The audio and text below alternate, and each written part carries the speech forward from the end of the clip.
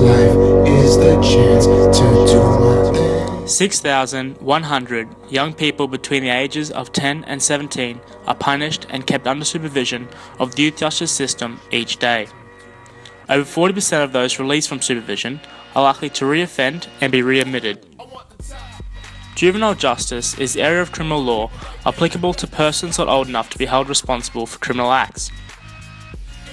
This system aims to deal with those who cannot be expected to have the same foreseeability to that of an adult. Major parts of the youth justice system include the police, courts, and youth justice supervision. Young people first enter the system when they are investigated by police, and alleged charges made against the juveniles may be answered in a court. If the charge is proven, the court may hand down any number of legal orders, either supervised or unsupervised, depending on the severity and circumstances surrounding the alleged incident. Juvenile justice is a serious issue in contemporary society, despite the increase in education and institutional support. Many families and peers of the troubled youths are affected daily, with authorities establishing remote communities and juvenile gangs as making up the majority of troubled youths in detentions.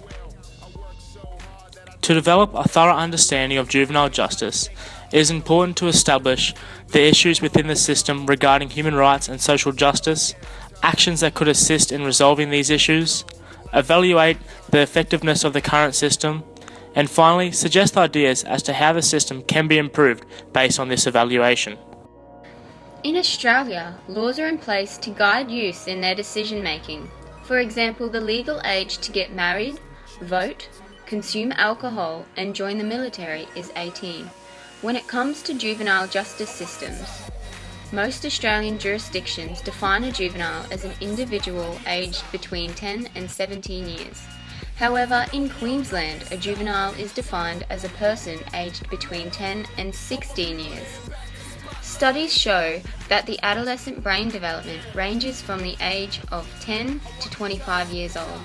During this period, the brain is transitioning between the innocence and maturity of childhood to the responsibility and accountability of adulthood. Therefore, this creates an inability to make sound judgments, and children as young as 10 are being punished for consequences that they are unlikely to foresee. Australia's response to economic, social and cultural disadvantage has been established by the United Nations human rights bodies to highlight the prevalence of youth crime. In addition, the UN has recommended that Australian youth justice systems increase the resources available for diagnosis, treatment and prevention of mental illness to lower the chances of reoffending.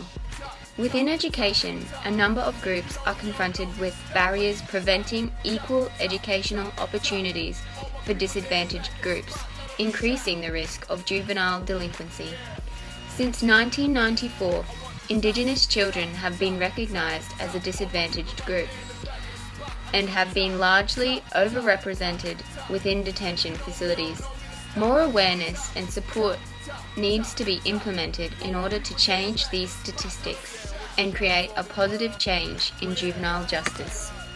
What they're going through, what the challenges are at home, and working with them, they can speak to them, give them guidance around balance, the best way, the paths to take to be able to still succeed in the midst of all the heavy weights that are upon you.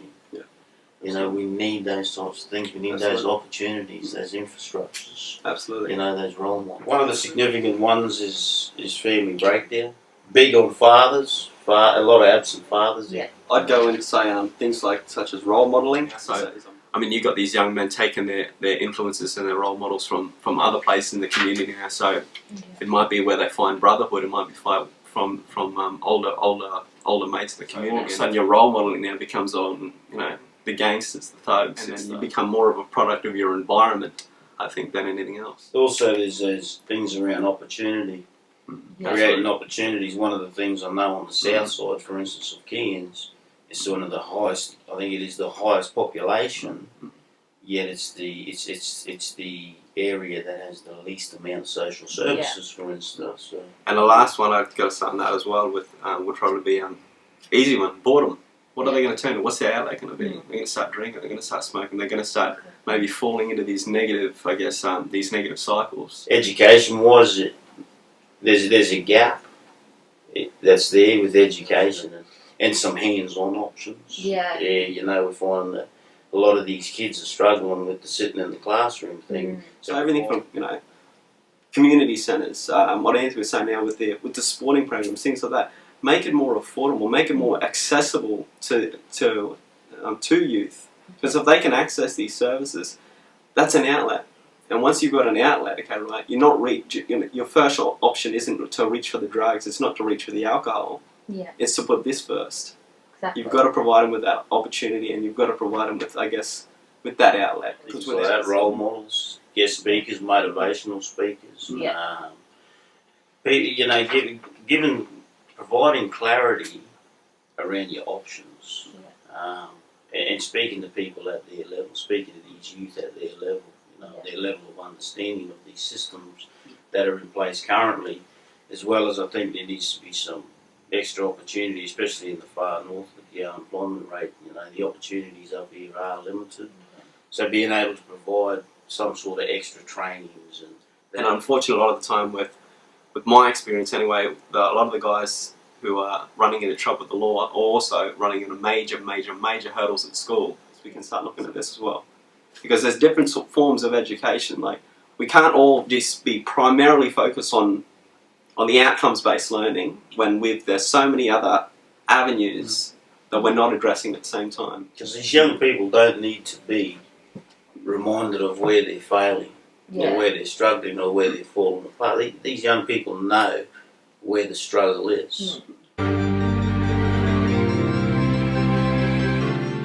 August 2015, when the Labor Party announced the closure of youth boot camps in Queensland, it was found that the average cost of keeping a youth in the camps was $2,350 a day, compared to $999 for youth detention. This step backwards in restorative justice resulted in 80% of convicted youth to reoffend. The United Nations Committee on the Rights of a Child 2007 concluded in paragraph 32 that a minimum age of criminal responsibility below the age of 12 years is considered by the committee to not be internationally acceptable. Yet, Queensland remains only one of 3 states in the entire world to hold 10 to 16-year-olds responsible for their actions and to trial 17-year-olds as adults in the justice system. From our own high school experiences, we found that legal awareness is very rarely discussed in school. The majority of youth does not foresee the consequences of their actions and has little understanding of how the justice system processes juvenile acts. In order to combat this issue, we created a poster to display in schools, parks and sporting clubs to help inform youth of their legal rights and responsibilities. More available counselling services to assist young people to deal with issues such as dysfunctional family history, mental health problems and drug and alcohol abuse. Child and Youth Mental Health, Centre Care Cairns, Uniting Care Community Counselling Service, Headspace, Woodchopper and Queensland Police Project Booyah are just some of the organisations that need to be further promoted to youth. As Jessie spoke about earlier, most youth who are running into trouble with the law are facing major hurdles in school. Assistance with re-engaging with school, part-time employment, guest speakers and more conversations about the legal system are some starting points. Guidance officers, youth support coordinators, school-based police officers and other support services in schools need to be advertised more in schools. Restorative justice such as youth justice conferencing, boot camps and community service programs should be further funded and used as the first base of punishment, rather than detention centres and correctional centres. And finally, amending the legislation applied to juveniles. Individual situations and personalities need to be taken into consideration when delivering justice to youth.